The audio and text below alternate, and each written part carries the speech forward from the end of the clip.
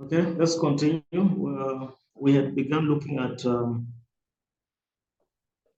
elliptic curves, and we've seen how to deal with elliptic curves on integers. We want to now look at elliptic curves on integers mod p, where p is a prime number.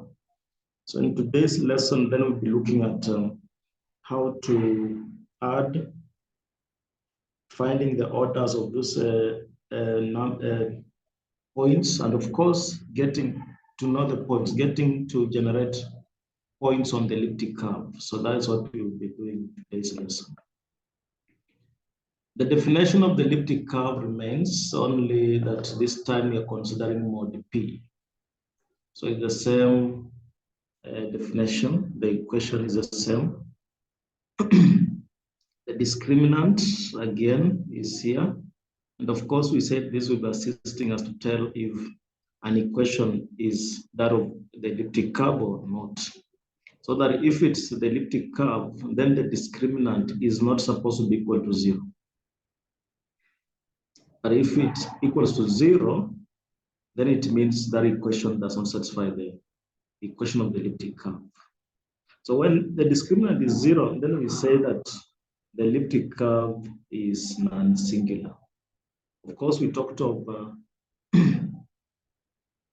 when you're drawing that elliptic curve, we say that we have that has not necessarily when you're drawing. We say that we may have that has the equation. We may have the equation that has multiple roots, and you have an equation that has non-multiple roots. And so we said which one then will be that for the elliptic curve and which one will not. And it's the same thing that I'm looking at this point.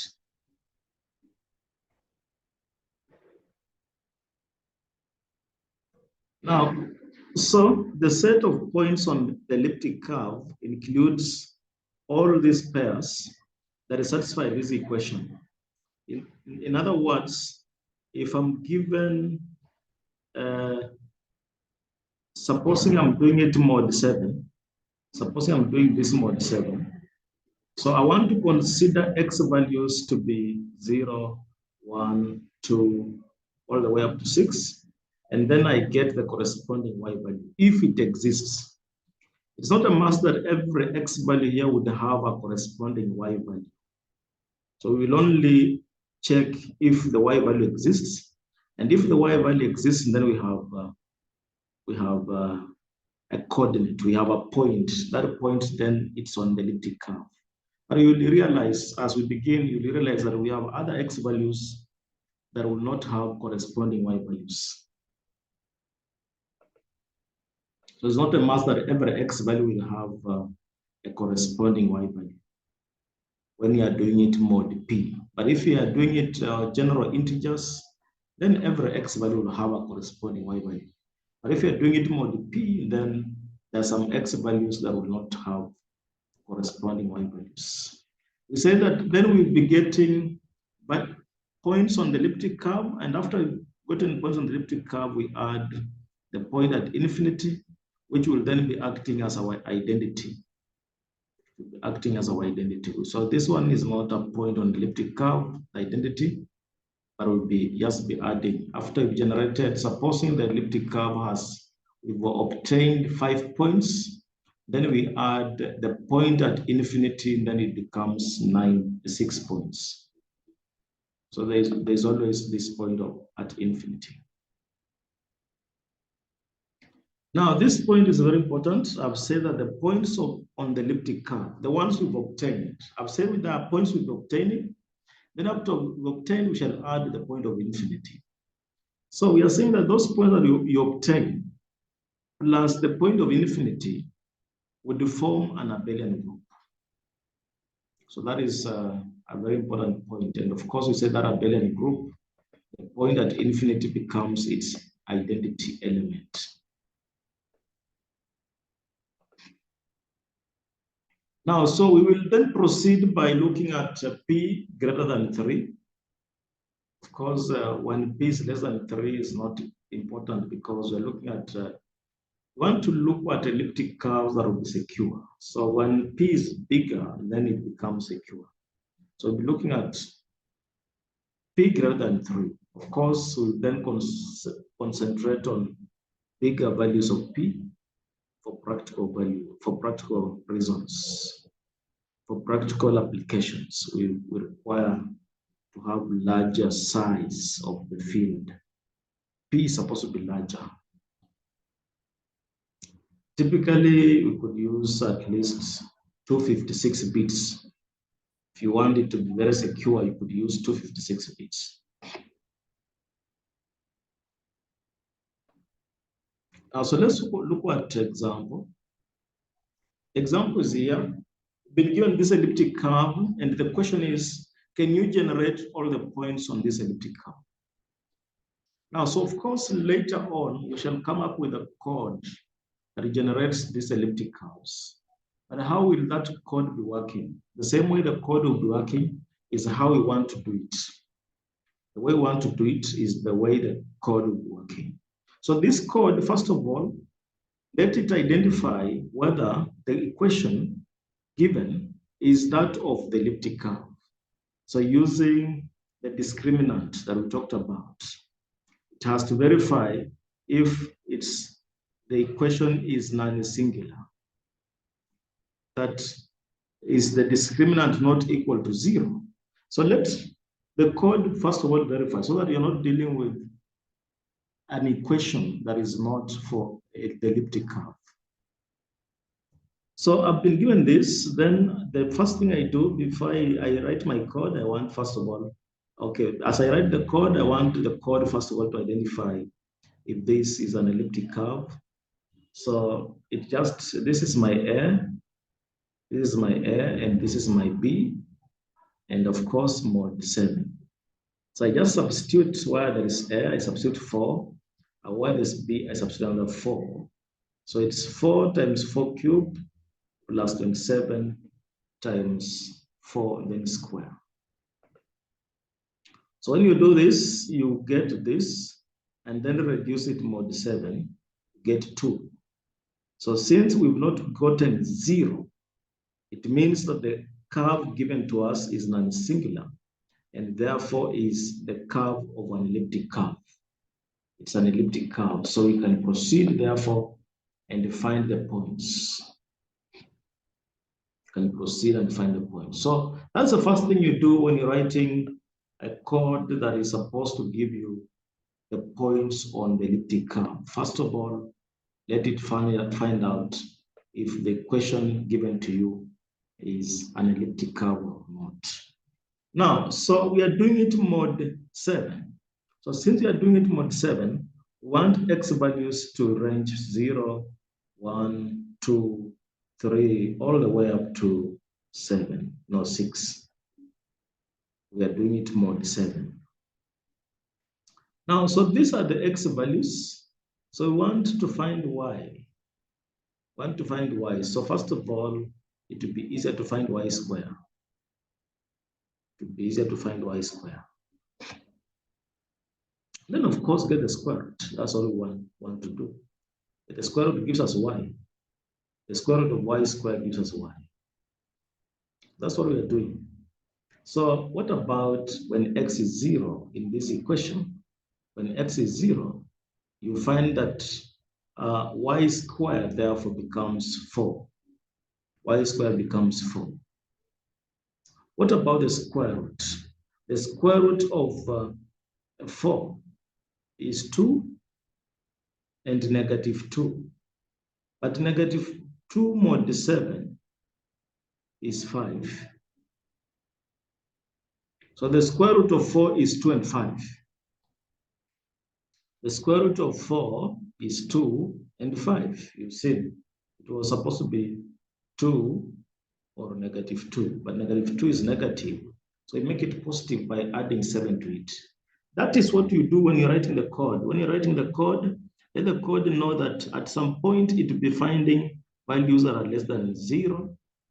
You'll be finding y square, no y.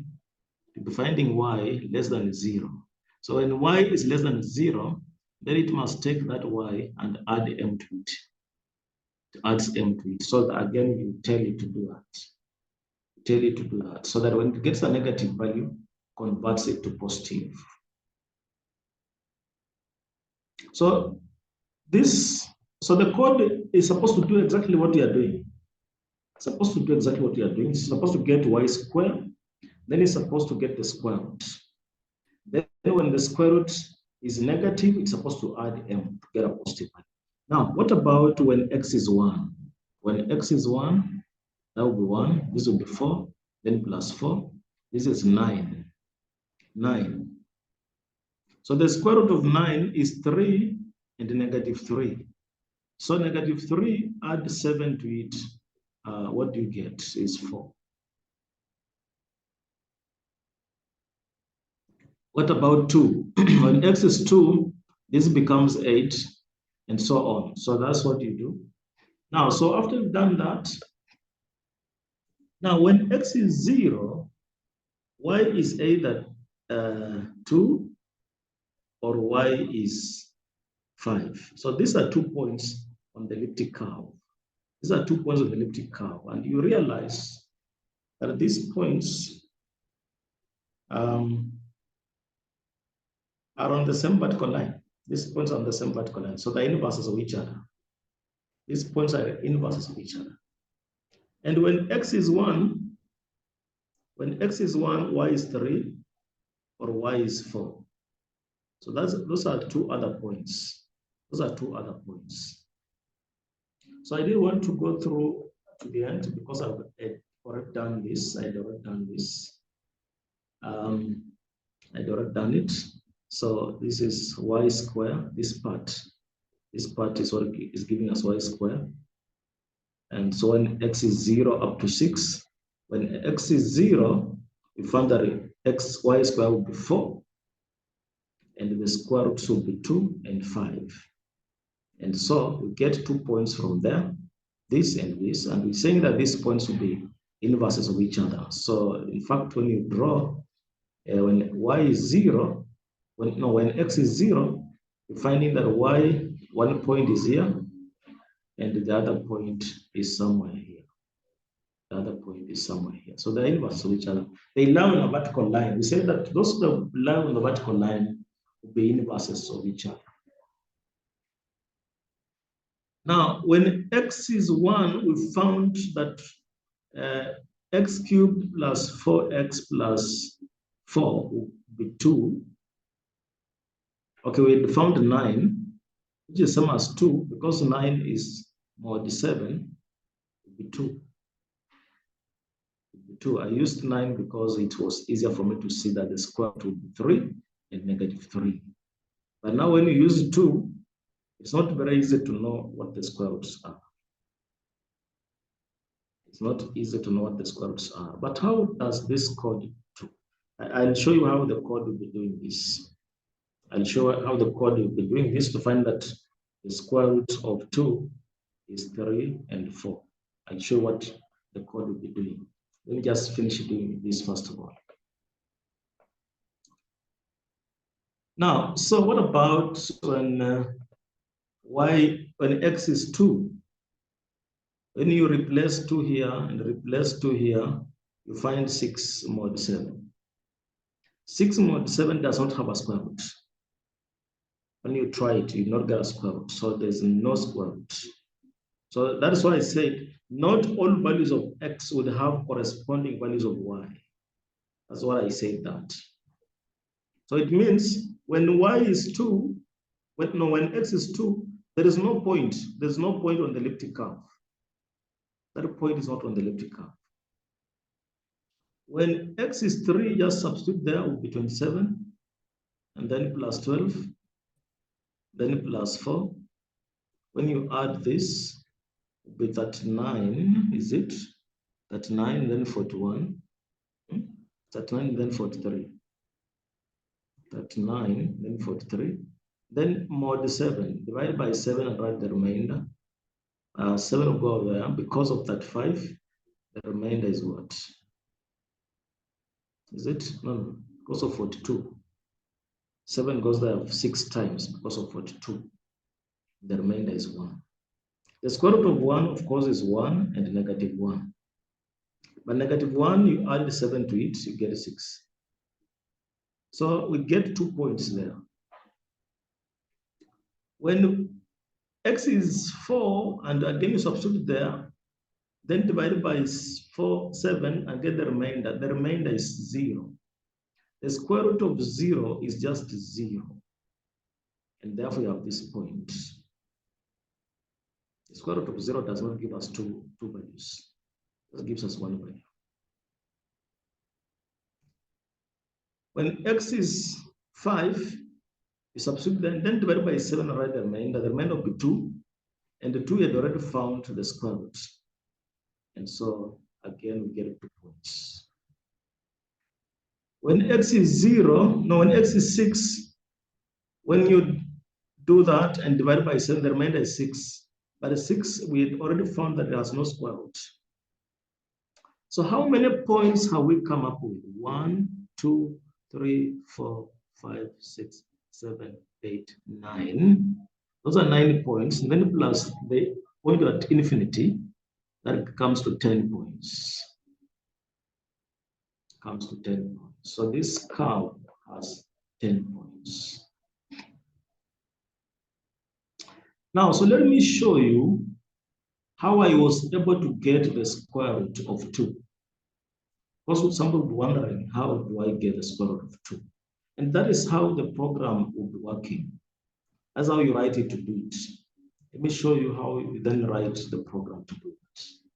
So the program is able to do the square root of 2, mod 7, without taking much time. It's supposed to do that.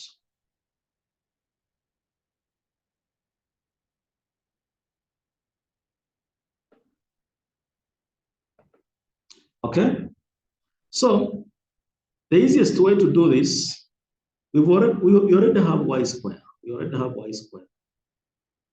We already have y square as 4, 2. Let me write it properly.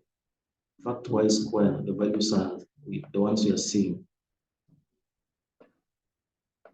The values we are seeing, y square, these are the values for y square.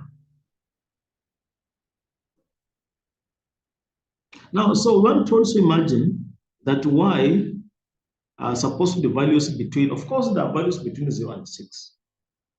Y are supposed to be values between 0 and 6.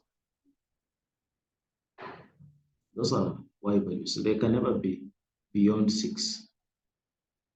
So just square it. Just square. When you square 0, so y square, when you square this, you have 0. When you square this, you have 1. When you square this, you have 4. When you square this, you have 9. But we are doing it 9 mod 7, which is 2. When you square this, you have 16. 16 mod 7, again, is 2, because 7 will go there twice. The remainder is 2. 5 square. 5 square, this will be 25. 25, that will be 4, when 7 goes there 3 times. And then 6 square will be 36. 36 mod 7, that will be 1. So this is how the code will be doing it. The code will find y's, knows y's. Y is supposed to range from 0 to 6, then it finds the y square. So now it's able to find y. It's able to find y. It's able to find y here. So when x is 0, when x is 0, we found that y square is 4. Y square is 4 is here. The square root is 2, and another square root is 5. Another square root is 5. So you can see it has it. Then when x is 1, y square is 2. So it comes to where 2 is, and then finds the square root as 4, another square root as 3. 4 and 3. Then when x is 2, y square is 6. Y square is 6 is this. Y square is 6. Oh, it's not here. Y square 6 is not here. Along y square, there's no 6. So there's no square root of 6. Then it comes to 3. this y square gives us 1. So when 1, the square root of 1 is 1, another square root of 1 is 6. 1 and 6. Then 4 y square is 0. So it comes 0. Yeah, the square root is again 0. Then when x is 5, you have a 2. A 2, the square root of 2 is 3, and the square root is 4. So that is how the program that we're going to write is supposed to find the square roots. That's how it's supposed to find the square roots. And that is how the program is going to identify the values, those points on the elliptic curve. That's how it's going to do that. We may have several other ways of doing that. This is how I then did it. So after the program does, it counts 9 points, then adds the point at infinity. Then they become 10 points. Become 10 points.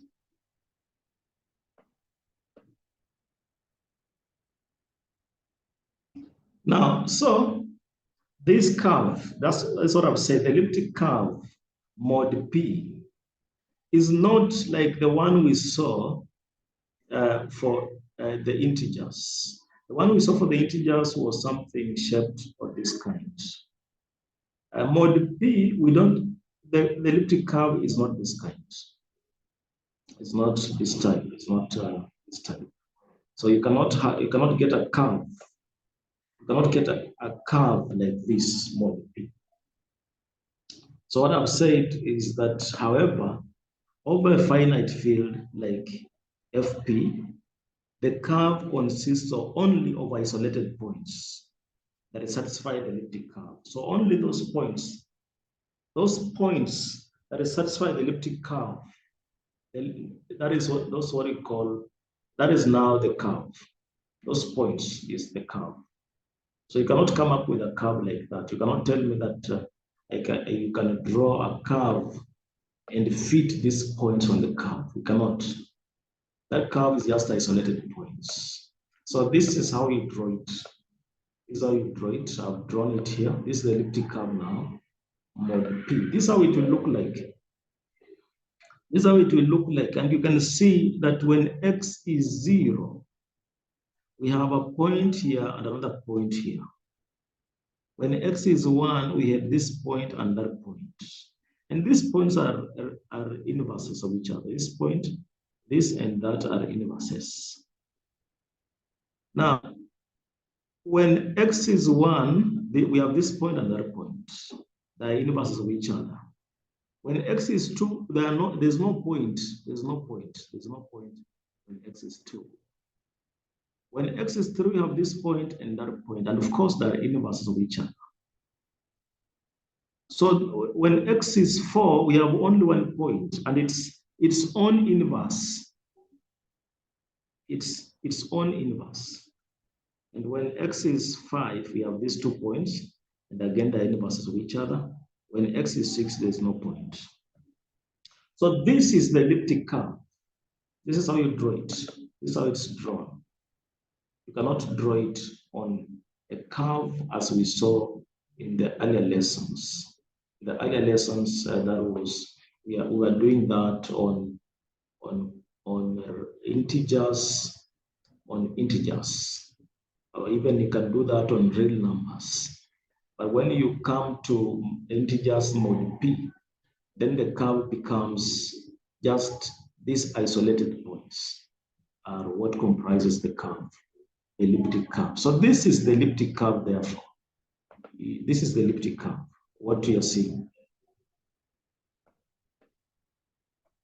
Now, so then we go to the code that gives us these points. That's what I want us to look at. And remember what we just said about this code.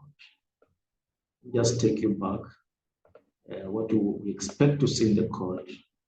Expect one to see that the code first of all, if you identify that the curve is of course elliptic, just the same way we did this for this question. So those are the steps it will be using. After that, it will now iterate, find the values of y square. Find these values. So it has this x up to 0 up to 6. Then it substitutes those x values into this equation to get these values. And then it comes to y. Y values again, 0, 1, up to 6. Then it squares those y values. That's the same way we've been doing. After squaring, the values, so for instance, if the square here is 0, so it comes, so this will then assist it to find out what the square root of this number is.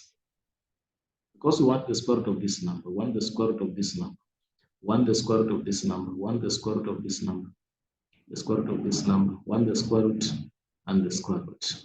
So when x is 0, it has seen that the square root of 0 is 0. Now again, it squares this, and when it squares that, it gets 1. And then comes squares 2, 4, squares 3, 2, get 2, squares 4. When you square 4, that is 16. Mod 7, that will be 2 again. And then 5, 25. Mod 7, that will be 3. Is it 3 really? That will be 25 minus 21, before. Then 6, that will be 36 minus 35, that is 1. So it's able to tell that the square root of 1, you see this is 1 now squared. The square, this is the square, y square. Y square, its square root is that, and its square root is also that. So it's able to tell that the square root of 1 is 1 and 6. The square root of that, and that is the value of y. So and then it comes here. Wants to find the square root of 4. So 4 is here. 4 is here. Another 4 is here. 4 is here. The square root is 5. Another 4 is here. The square root is 2. So 4 has a square root of 5 and 2. Those will be the values of y. Then it comes to 2. 2 is here. The square root is 3. Another 2 is here. The square root is 4. So the square root of 2 is 3 and 4. The square root of 2 is 3 and 4. So that is what the code is going to do. And so let's proceed now to the code just to see that.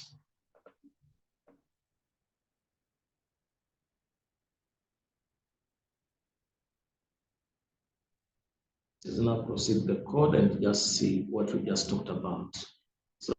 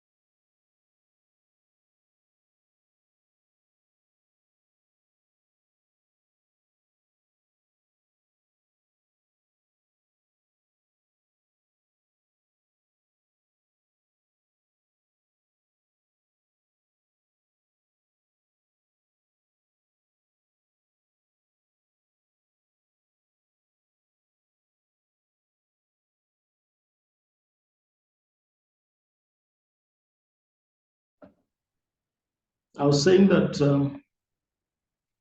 from this main main function, I can see what my elliptic curve is. Is x cubed plus 4x, then plus 4. Now, this method I'm using, you don't need actually, first of all, to verify that it's an elliptic curve, because if the point exists, then it's an elliptic curve. But if the point, so we're checking if the points exist, if those points exist. Now, this is what I've said,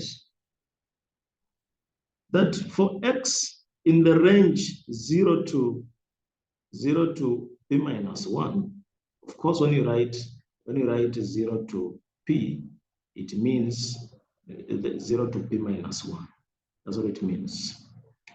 Because we are doing it mod p. So mod p, this code knows that then you're doing it up to p minus 1. So when it says for x in the range 0 to p minus 1, then you enter the loop. You enter that loop. Inside the loop, let x cubed be x times x. And now this number is slightly bigger, so you reduce it mod p, and then again multiply by x. So this is just x times x times x. And you're just reducing by p at every point so that you reduce it. This is not even necessary. This is not even necessary. And this is also not necessary. But this is very necessary. That last one is very necessary. So that it reduces it mod p. So the first one, I was just trying, supposing for instance I have 6 times 6 times 6. So what I did is that 6 times 6 is a very big number. So I reduce it mod p. This would be 36. Then reduce it mod p, which is 7, to get 1. To get 1. So this one, now multiplied by 6. And if the answer is bigger, you're going to still reduce it. And if the answer that you get finally is still big, you can still reduce it. But what I'm saying that these ones are not even necessary. You can reduce it just at this point and get the same result.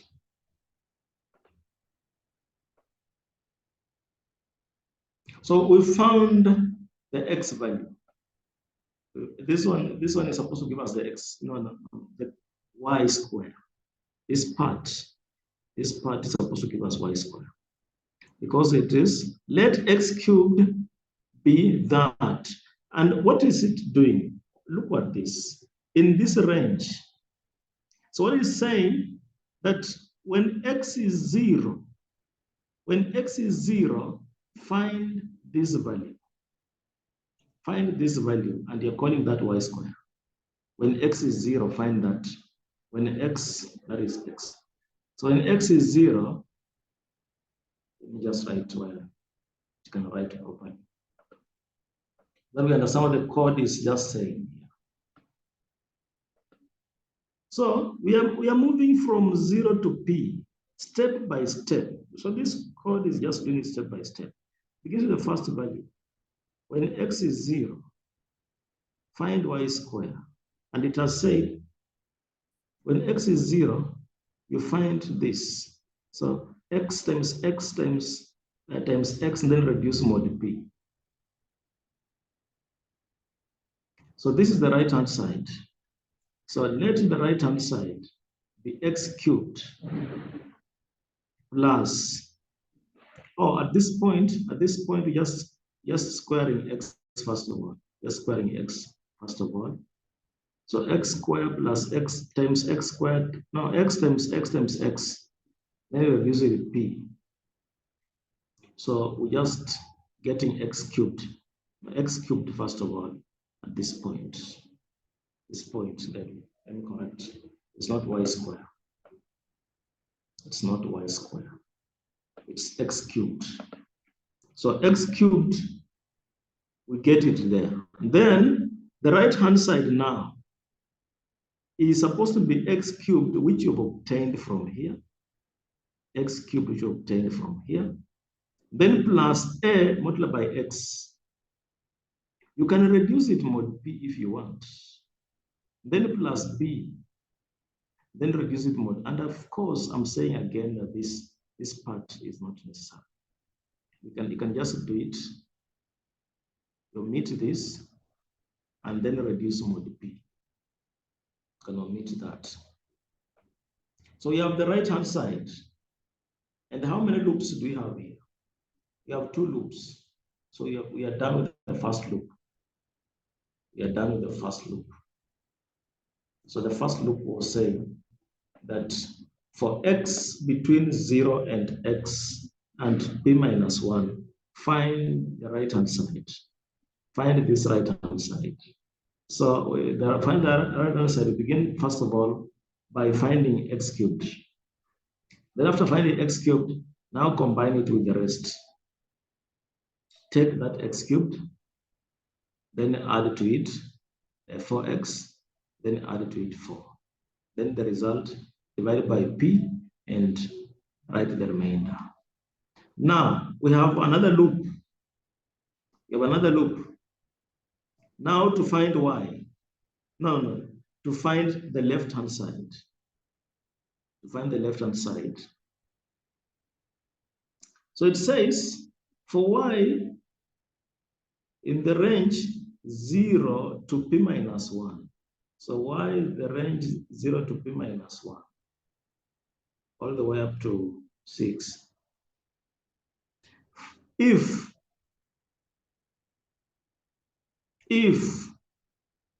y times y reduced mod p equals the right-hand side, if y times y equals the right-hand side, then you print the point.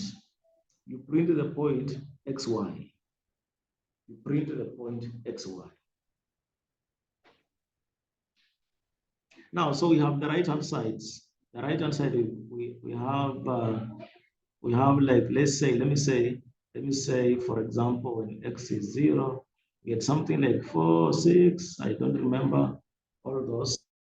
But now what it's saying, that if you square 0 and get that you're getting 0, so if y times y, which has given us that, equals to anything on the right-hand side here.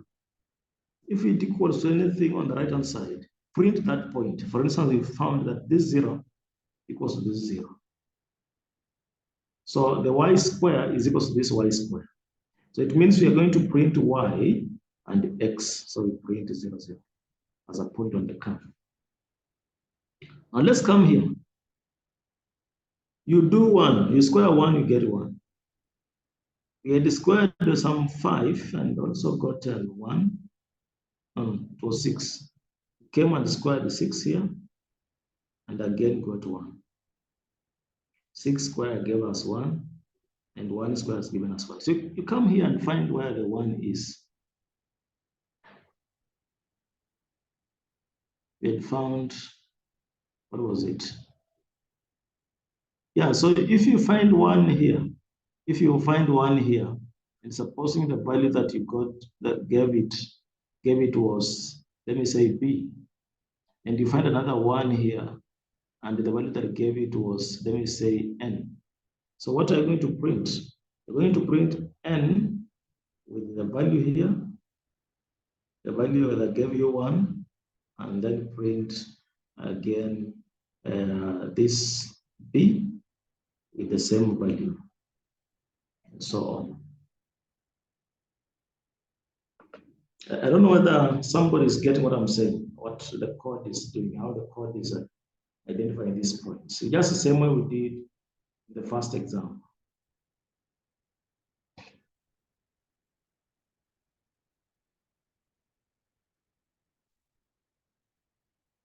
It's just the same way we did in the first example.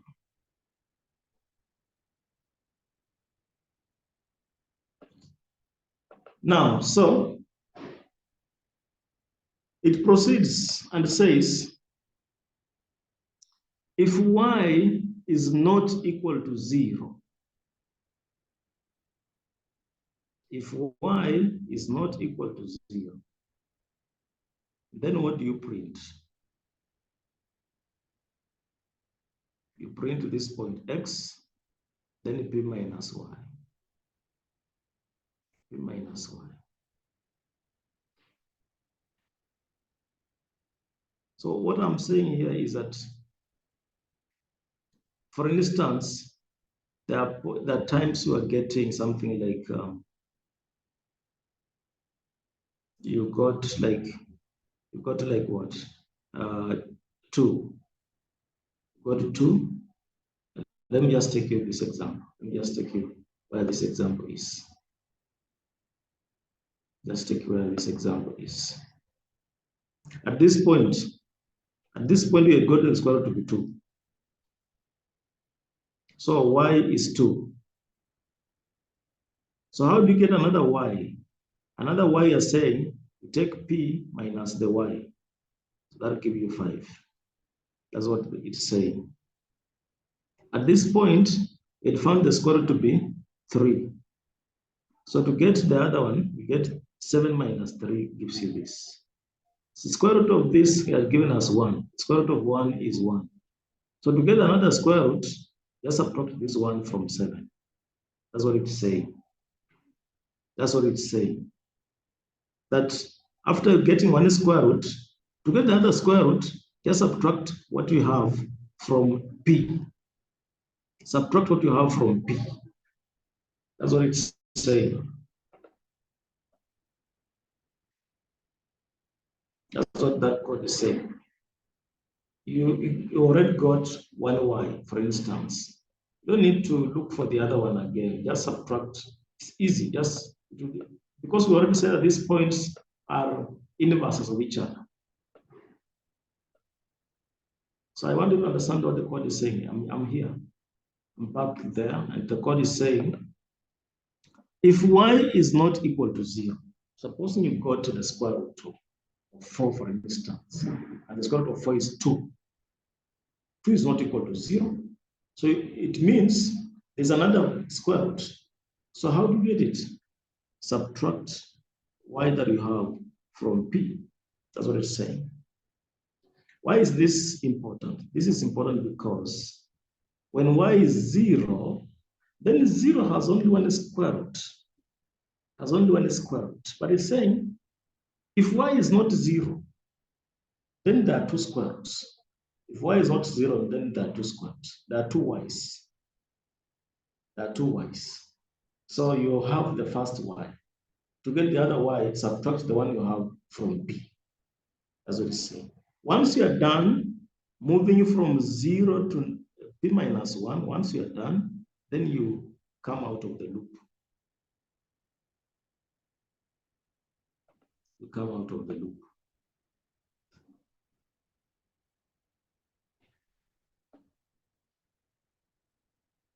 Any question?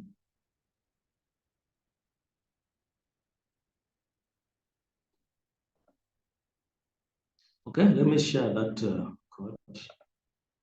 Share that code. Of course, the code is using what we say is called brute force, where you're considering every point.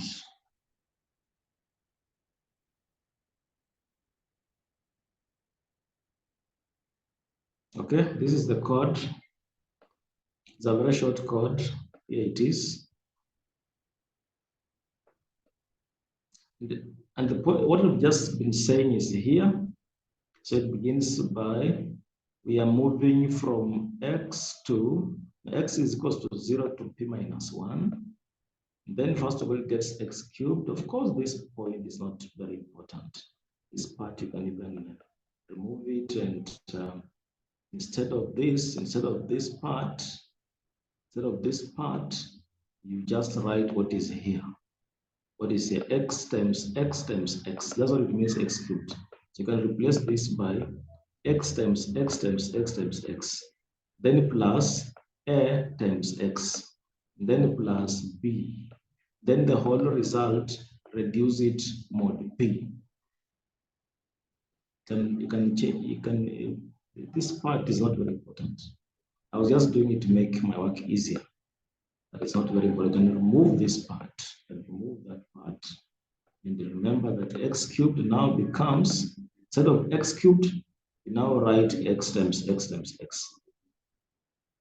Now what about here? We've said y in the range 0 to p minus 1. The first thing you do, find y times y. And if it equals the right-hand side, then you print x and y. Print x and y. Then the other points of y will be obtained by subtracting the value you have from p. Let us run.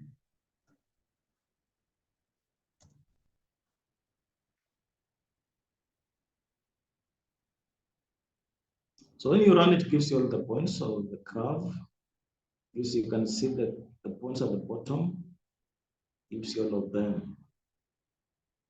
Gives you all the points at the bottom. So you can do some modifications on this code to perform various, and even now tell it. After that, it can count for you so that you get the order of the curve, the number of points of the curve. So you can ask it to give you the order.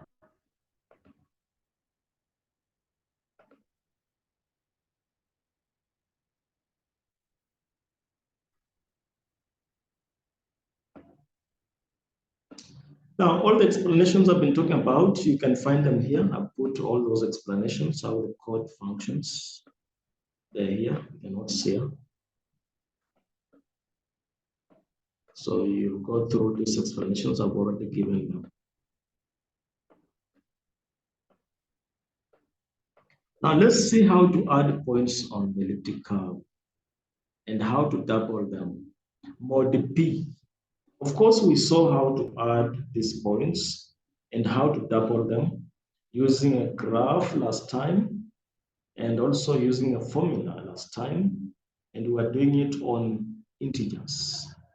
But now I want to do it on integers mod P. So we remain the same formulas.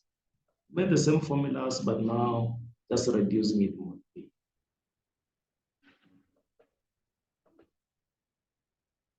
I've said the first point, the cooperations in elliptic curve cryptography, such as encryption and decryption, and even digital signatures, use the knowledge of point addition and point doubling. That is why you require this. Because when we're going to, we'll do encryption, we'll do decryption, and then we'll do digital signatures using this knowledge.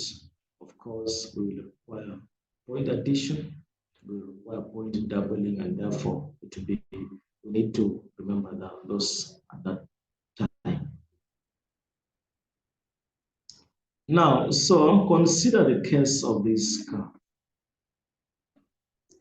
Supposing I have P and Q and I want to add this mod P. The formula that we did last time to get the gradient, get the slope, is the same formula, change in y over change in x. Mod P, you only bring in mod P this time.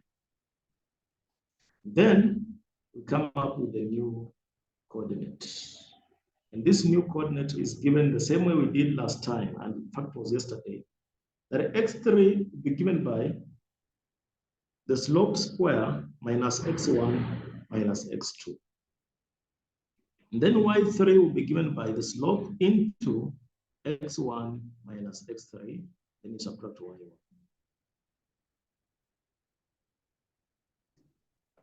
That is, if P and Q are not the same point.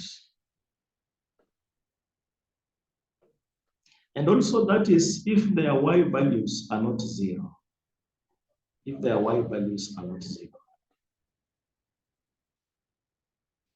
Now, if P and Q are the same point, then the slope, the way we did the slope was slightly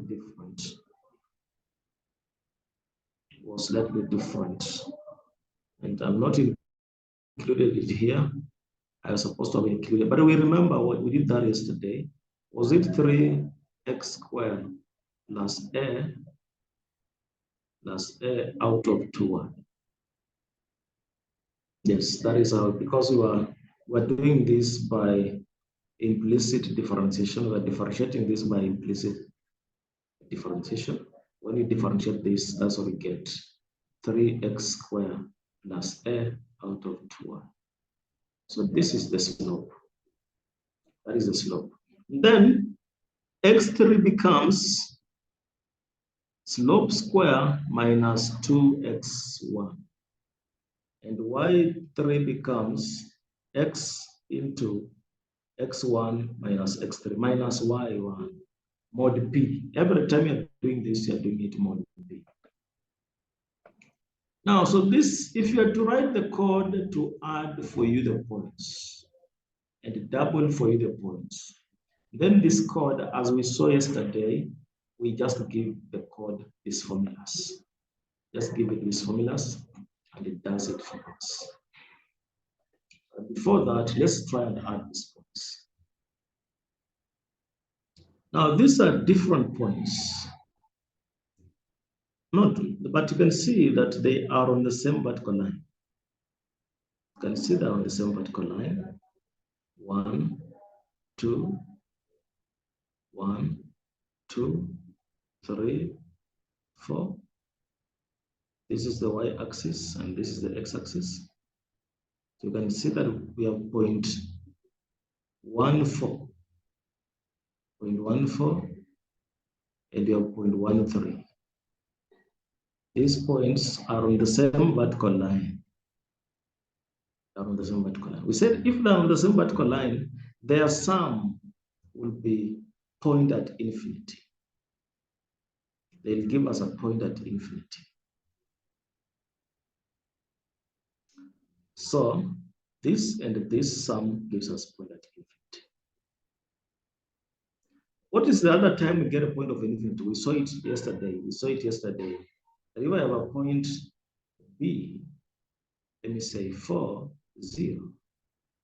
Then add to it 5, 0. These are two different points. But since the value of y is 0, then these points are the sum again is point at infinity. Point at infinity. So point at infinity. The sum will be that. Of course, these ones do not lie on the same vertical line, but the same horizontal line. But that's not the point. The point is that the y value is 0. The y value is 0. So again, your code, when you write it, you give it these conditions. That when the y value is 0, the code is supposed to know that if the y value is 0,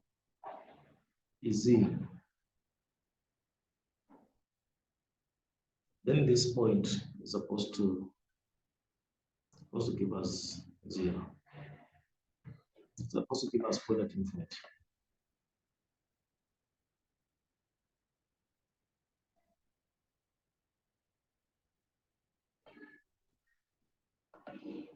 Now, this is our identity. You add it to that, you get this point. Because this is identity. So when you add identity to something, we don't expect that thing to, that is something to change. Good.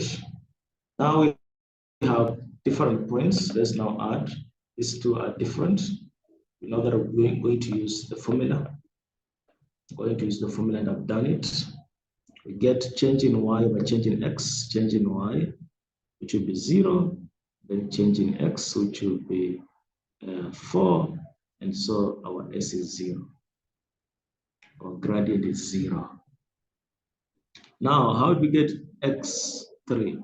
x3 is given by gradient square minus x1 minus x2. But our gradient is 0, so you square it, and x1, we're taking it to be 1, and x2, we're taking it to be 5. So when you do this, this gives you negative 6. Negative 6 mod 7. Negative 6 mod 7 is 1. Negative 6 mod 7 is 1. So that is why you see 1 there. So our x3 now is 1. Our x3 is 1. What about y3? The formula says y3 is supposed to be s, our slope, into x1 minus x3. Then the result, subtract y1. Our slope is 0. x1 is 1. And then x3, we've just found 1. So again, this is 0 times 0. But now subtract y1. y1 is 4. So we have 0 minus 4. 0 minus 4 is negative 4. Mod 7, that is 3. Mod 7, that is 3.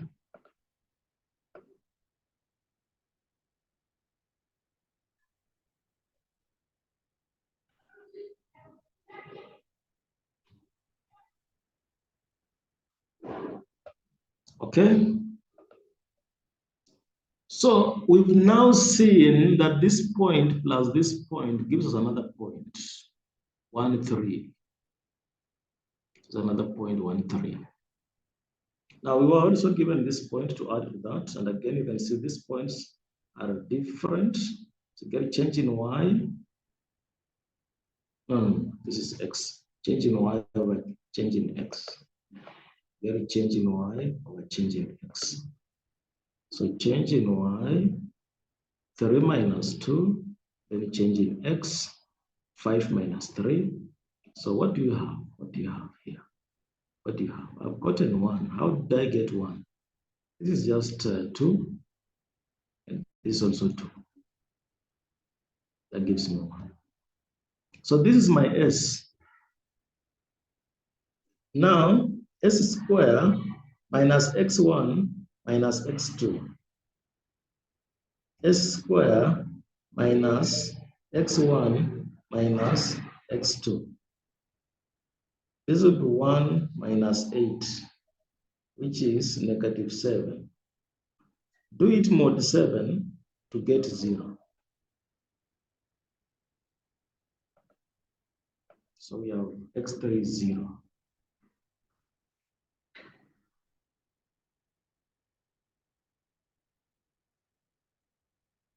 Okay. What about y3? y3 is s into x1 minus x3. x1 is 3 and x3 is 0. So what you get here, subtract y1. y1 is 1. So this is 3 minus, which is 2. So now we have our new point, which is 0, 2. That's our new point.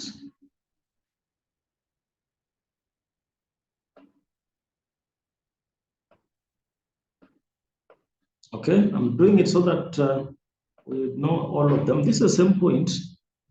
The same point. So our formula S is 3x squared plus a over 2y. 3x, x is 3 squared, then plus a. Our formula was y squared is x cubed plus 4a plus 4.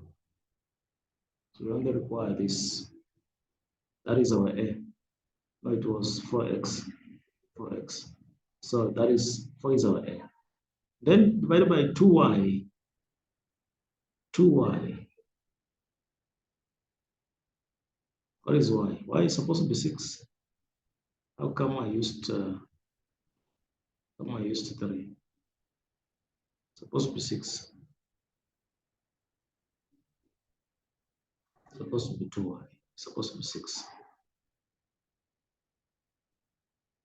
Let me see whether I get the same answer. But it's supposed to be 2y. It's supposed to be 6. Okay, there's no problem. So there's no problem. Let's just proceed. Let's just proceed. 3 times 9. In 9 mod 7, you can even call it 2. Then plus 4. Because it's 9 mod 7. And this is 2 times 6. Supposed to be 2y. That is 12. 12. So I think I have the correct answer here. The correct answer is supposed to be that. How come I typed 3? Or what was the reasoning? I'm trying to see why I came up with 3 there. No, there's no reason. It's supposed to be 6. Okay, so 6 times 2 times that, this will be, oh no, 2 times 6. 2 times 6 is supposed to be 12. 12 mod 7. So if 7 were to go there, the remainder is 5. What is our numerator? 6, 10. 10 mod 7. So how do you do this? How do you do this? This is what we learned in high school. This is same as 3 divided by 5, which we say is 3 times the inverse of 5. Inverse of 5. What is the inverse of 5 mod 7? The inverse of 5 mod 7.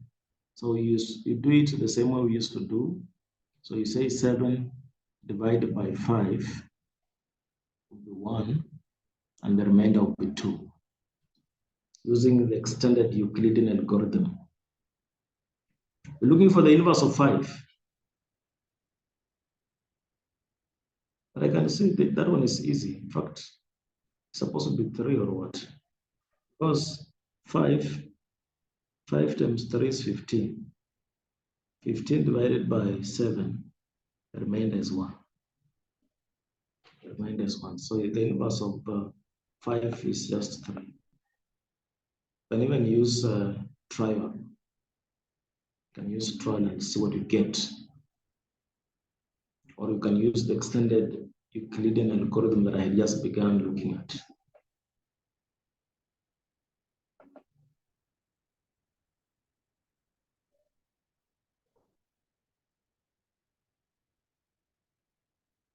Okay, I can see what Chris is saying.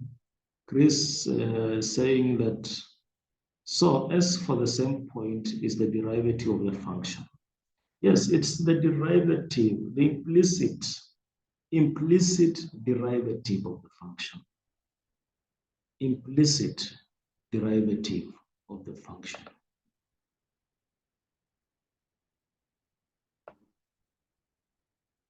Because you see, we said if the same point, if you do it changing y by changing x, then you get that the denominator will be 0.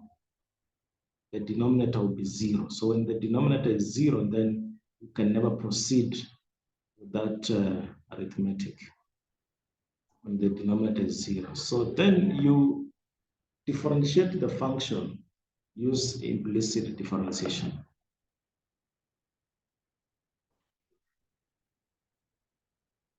Now, so we just found that the inverse of 5 is 3. So this 3 times this 3 gives us 9 mod 7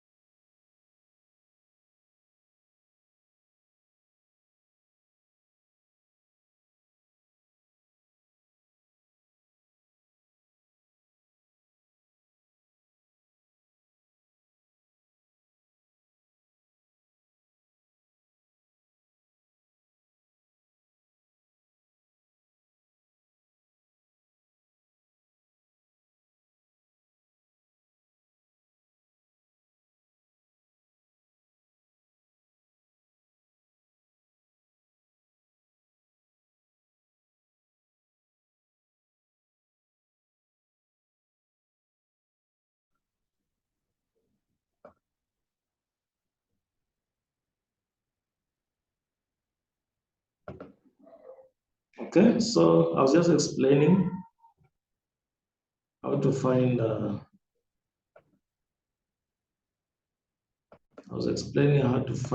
x3. X3 is s squared minus 2x. And the s is just 2 squared, then minus 2x. X is 3. So this is 4 minus 6, which is negative 2, mod 7, which is 5. 7, which is 5. What about y3? And again, we recall the formula. For y3, we recall the formula, and y3 is s into x1 minus x3. And of course, we'll be doing it mod 7. S we just found is 2. X1 is 3 here. What about x3? We found is 5. So the bracket here gives me minus 2. Minus 2 inside this bracket. Of course, you can call it 5. Because minus 2 we know is the same as 5. You can call it minus 2 or 5. So if you call it 5, then let it be 5 times 2 to get 10. Then subtract 4 from it to get 4. If you call it 5, then it will be 5 times 2, which is 10. Then 10 minus 6, that will be 4. But if you want to call it negative 2, then it will be negative 2 times 2, which is negative 4. Then subtract negative 6 from it. That gives you negative 10. And then add 7. If you add 7, that gives you negative 3. It's still negative, add 7, and that gives you 4. So you add until you have a positive value.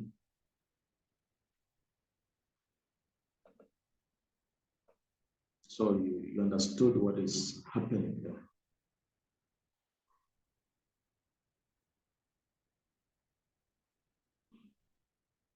Good. So we've added 2 points. We've added points that were different. Then we've added those that are the same. Then, of course, you can see that these are different. F here. These are points that are different. So using the normal formula, changing y over changing x, then you proceed. The only place that there is some work is here. This is the only place that there's some work. Because you discovered that the numerator was giving us 1 and the denominator was giving us 5, that we don't have this, what is this mod 5? So what we then do, mod 7, what is it? This, what we then do, just get, this means the inverse of 5. The inverse of 5 mod 7. So thinking, what is the inverse of 5? A number that when you multiply by 5, a number that when you multiply by 5, then divide the result by 7, the remainder will be 1. That's what we think about. This number is 3. Because when you multiply this and divide by 7, the answer will be 1. So the inverse of 5 is 3.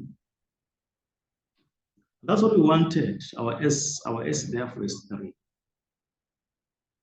What about x3? x3 will be s squared minus x1 minus x2. This is 2. And then minus 5, which is negative 3, mod 7, which is 4.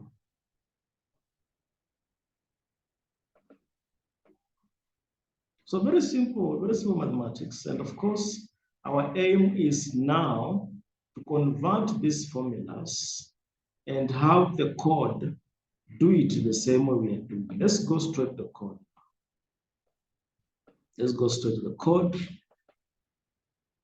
And the code is supposed to do this operation, supposed to do point addition, supposed to do point doubling. It's supposed to check if the curve is, the points lie on the curve, and then supposed to check the modular inverses. Modular inverses for cases like the ones we've seen here. For cases like this, want the inverse. So for such cases, this code is supposed to give us inverses.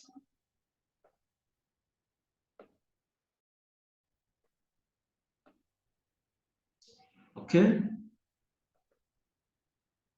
Let's go straight to where, of course, here we're just defining our values, A, B's, and M. We are saying that they are I64. I we say that it means we're dealing with both negative and positive. But this is where we are implementing, and we are adding two distinct points. This function add P1 and P2. And then it says if P1, the x value of P1 is equal, no, just a minute.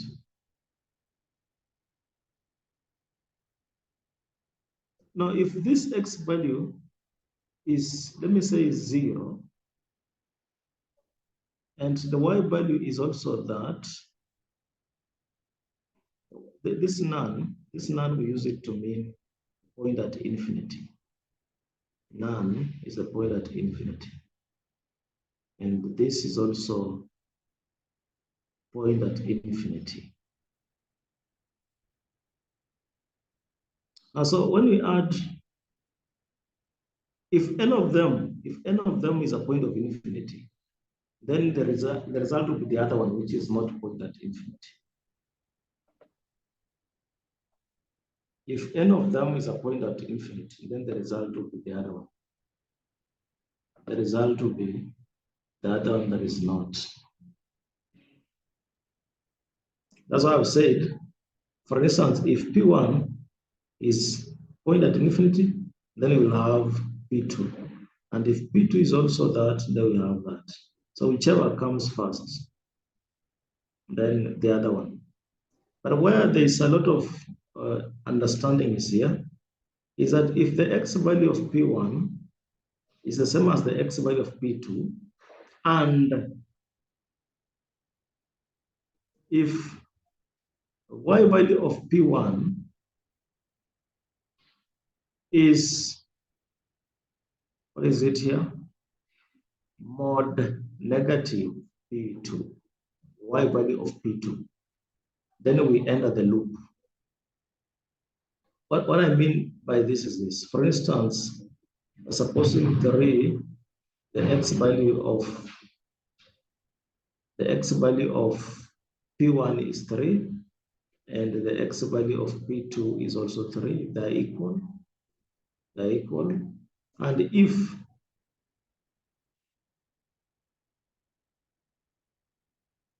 supposing that our P1, the value of P1 is any number that is negative. Supposing it's any number that is negative. The value of P1, y value. Supposing it's any number that is negative. Then what do? We enter this loop and return infinity. So x, I said none, whenever there is none, we mean a point at infinity. That's what we mean. Where there is none. So none is. Now, where those cases are not, then we get the gradient.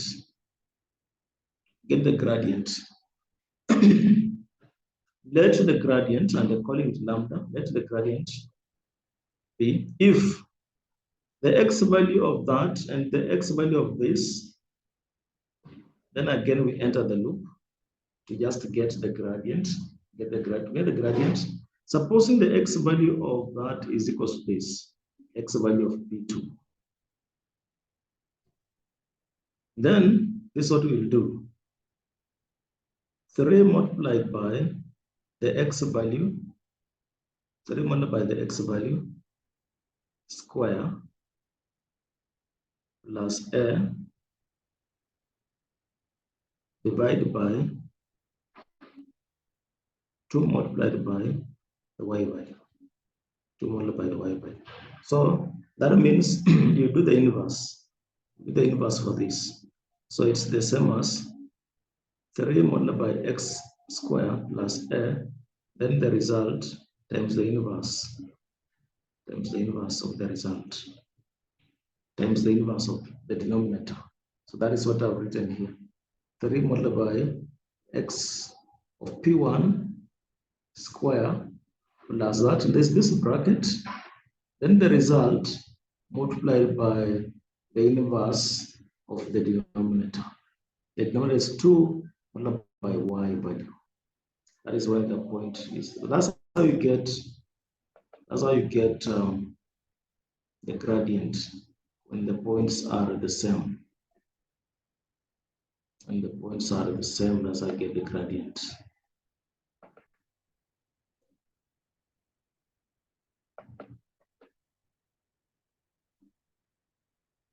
Okay. Where the points are not the same, the gradient is obtained by, I'm just obtaining the lambda. Just obtaining lambda for both cases. Lambda for the case when the points are the same is given by that. And lambda for the case when the points are not the same is the y value of P minus the y value of P1, y value of P1, y value of P2, divided by, supposed to be the x value of P2, then minus the x value of P1. So, but what I've written is now, this is just the same as, the y value of P2 minus the y value of P1, the result multiplied by the inverse of the denominator. The inverse of the denominator. And the inverse of the denominator that we're talking about is this. So this is what I've written. The y value of P2 minus y value of P1, this result multiplied by the inverse of the denominator, which is the x value of P2 minus the x value of P1. So that gives you the gradient when the points are not the same. When the points are not the same.